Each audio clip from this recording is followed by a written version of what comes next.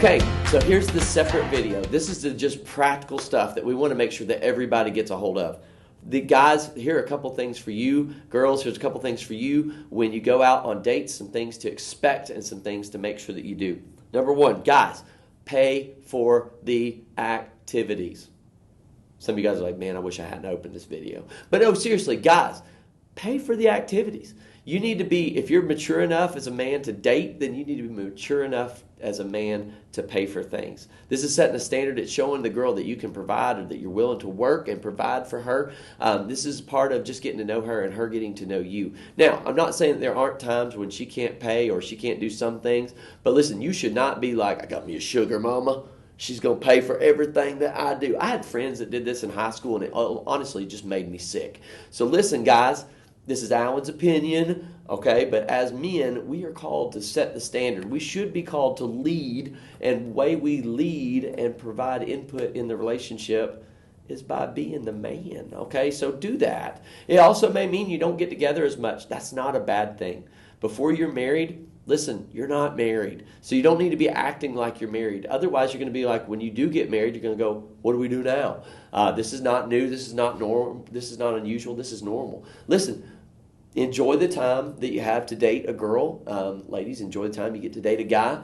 But guys, you should pay. Ladies, he should pay. If he doesn't pay for stuff, listen, that's not saying it's a no deal, but it's definitely it's a flag.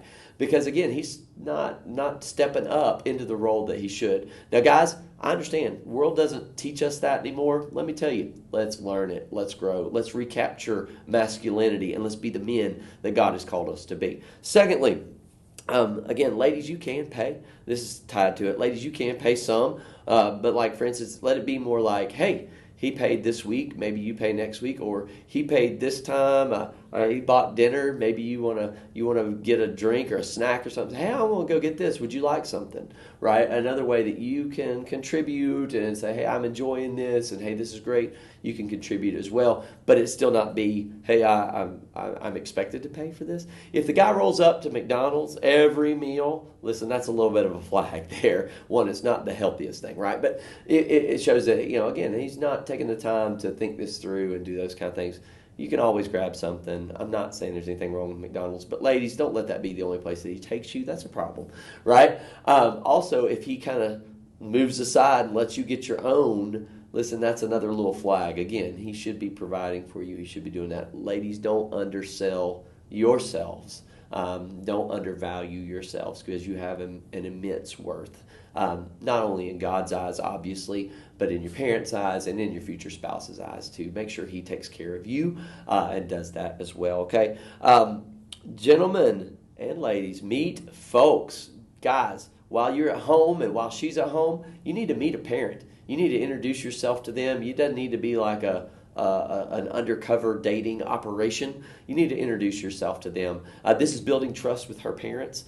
This is her, and ladies, this is also you building trust with his family too. But it's building trust, and don't skip that step. I think our culture is like, you just go do your thing. And if you're in a group and you're just kind of hanging out, I get that. But if you're going on a date, like, you need to go meet the parents. All right, I just think it's a wise principle to enact. There's not a Bible passage to say that. But again, I think it's a wise thing for you to do, and it'll help set the standard. Because why? You're accountable to her mom and her dad. She's accountable to your parents too. But they know you. They understand you. They know who their daughter's with. They know who their son is with, right? And I think it's important that you set that standard. It's part of living out your faith and living out your testimony before them. Be accountable, okay? So make sure you do that. When you get to college, you may have roommates and stuff like that. You may not meet their parents. I get that until it's real serious. But meet their roommates. Meet some of their friends. Know people that they know. That's, again, just accountability for everybody. So make sure you do that. If they don't want to meet your family or friends or anything, that's kind of a flag too, okay? So just keep that in mind. It's a little here you go kind of thing. Fellas, this is important for you. Open doors, okay? I know we live in a society where women do whatever they want to do. I get that, okay? I'm not trying to, ladies, you are strong, you are tough, you are important. I'm with you. But guys, let's be gentlemen. let's open the doors for the ladies. When you go to a car, you're getting ready to drive her somewhere, open the door for her. Let her get in. Show her that she matters. Show her that you value your time together. Even if she's not a girlfriend or a date, listen, just take advantage of that. Open up a door for a lady. All right? That's just part of being good gentlemen. All right? Do that. Also, when you go into a restaurant, when you go into a door, open the door. Hold the door for her. Let her go through, and then you go in. Okay? That's just a good standard practice for all young men to do. You say, well, Alan, you're just being old-fashioned. Hey, if it ain't broke, don't fix it. Okay? Like, let's make sure that we do that. That's part of us living out our faith. Okay? It really is. It's reminding us that everything's not about us. It's putting others' needs before us. So let's make sure we do that. Ladies, again, little flag. If he's making you walk in, he's not holding any doors. Again, I'm not saying it's a no deal, but I'd evaluate it for sure. Okay? So make sure you're stepping up to that. This is important. All right? This is important, and I'll have other ones of these, but this is important. The last one for today. Make sure and say thank you. If someone pays for something for you, make sure you say thank you. But at the end of the evening, make sure you say thank you. Well, what do I mean by that? I mean, just say, hey, look, I really enjoyed tonight, or I really enjoyed this. This was great. Maybe we can do it again sometime. If you're not interested in them, you can say, I still had a good time tonight, or whatever. That's fine. And you may have to deal with, I'm not interested in you later. But you still should say thank you. I appreciate you taking the effort to arrange this, to do this. Just make sure and tell them thank you. It means more than you know. And it also works on your heart at the exact same time. So listen, make sure and be polite, be gracious, be the kind of people that we make a difference everywhere we go. One of my great famous passages that I love talks about people being able to see Christ in us, the hope of glory, which comes from Philippians.